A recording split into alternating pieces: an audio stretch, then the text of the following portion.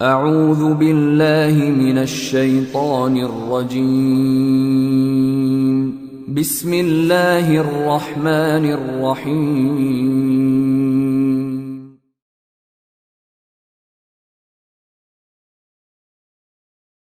Assalamualaikum warahmatullahi wabarakatuh.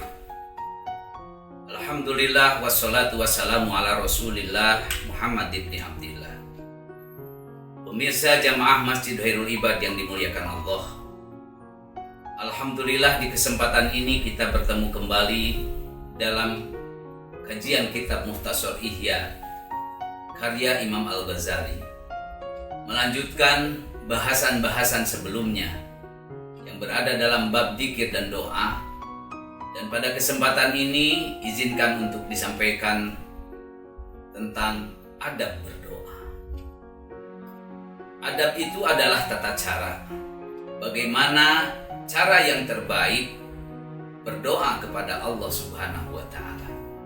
Segala sesuatu ada caranya, segala sesuatu ada metodenya. Maka dalam hal berdoa kepada Allah pun, supaya doa kita diterima bahkan sampai dikabulkan, perlu kita memperhatikan adab-adab berdoa.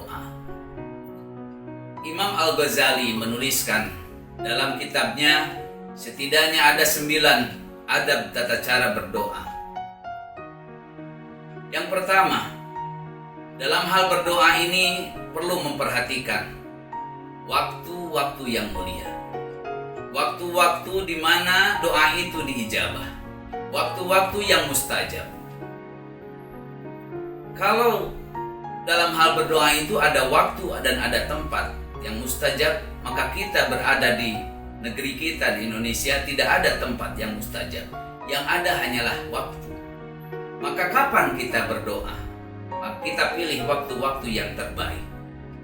Di antara contoh waktu yang terbaik misalnya waktu saat antara adzan dan iqamah, saat sepertiga malam, atau ketika kita mau memohonkan ampunan atas segala dosa-dosa yang dilakukan oleh kita. Yang terbaik misalnya wabil ashari hum yastaghfirun, di waktu sahur kita beristighfar. Ini waktu perlu kita perhatikan dalam hal kita berdoa. Kita cari waktu yang terbaik, waktu yang mulia dan dimuliakan. Yang kedua pemirsa, adalah kita senantiasa menjaga wudu kita, sehingga jalan yang terbaik ketika kita berdoa dalam keadaan suci, dalam keadaan berhadas, tidak dalam keadaan berhadas. Maka kita berwudu terlebih dahulu, karena yang dihadapi, yang dimintakan, yang kita panjatkan kepadanya adalah Allah Subhanahu wa Ta'ala yang Maha Suci. Kita pun tentu menjaga wudu kita. Innallaha yuhibbut tawabin wa yuhibbul mutatahhirin. Sesungguhnya Allah mencintai orang yang senang bertaubat dan orang yang mensucikan. Yang ketiga, menghadap kiblat. Maka kita pun cari tempat di mana arah kiblat. Maka sebelum apapun kita berdoa, maka usahakan doa yang dipanjatkan itu adalah menghadap kiblat. Tentunya dengan hal seperti ini sangat mudah bagi kita dengan teknologi yang semakin canggih. Kemudian dalam hal berdoa pun tentu dengan tidak suara keras, tapi kita berdoa dengan suara pelan, suara lirih, tadarruan wa khufyah, dan kemudian juga senantiasa dalam keadaan merendahkan diri, merendahkan hati di hadapan Allah Subhanahu wa Ta'ala. Kita merasakan bahwa kita adalah makhluk yang lemah, merasakan bahwa kita adalah makhluk yang tidak punya daya, makhluk yang tidak patut dipuja dan dipuji. Hanya Allah yang patut dipuja dan dipuji. Tempat kita bernaung, tempat kita memohon, maka kita di hadapannya merendahkan diri kita. Lalu pemirsa Masjid Khairul Ibad yang dimuliakan Allah, yang selanjutnya adalah ada sebuah keyakinan.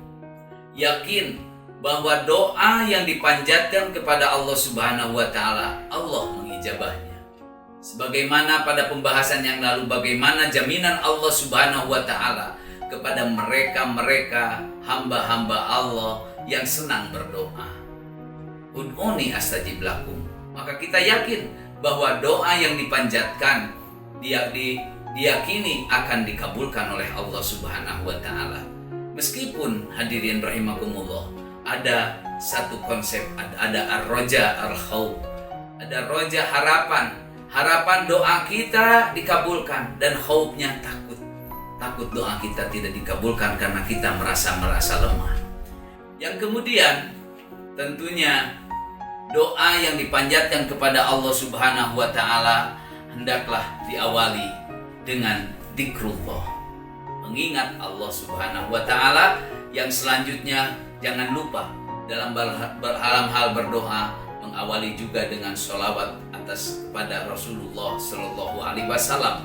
Dan yang terpenting hadirin, yaitu bagaimana sebelum berdoa pun kita barangkali ada hak-hak orang lain, milik orang lain yang kita pinjam belum kita kembalikan, maka segera kembalikan agar doa-doa yang dipanjatkan dikabulkan oleh Allah Subhanahu wa Ta'ala.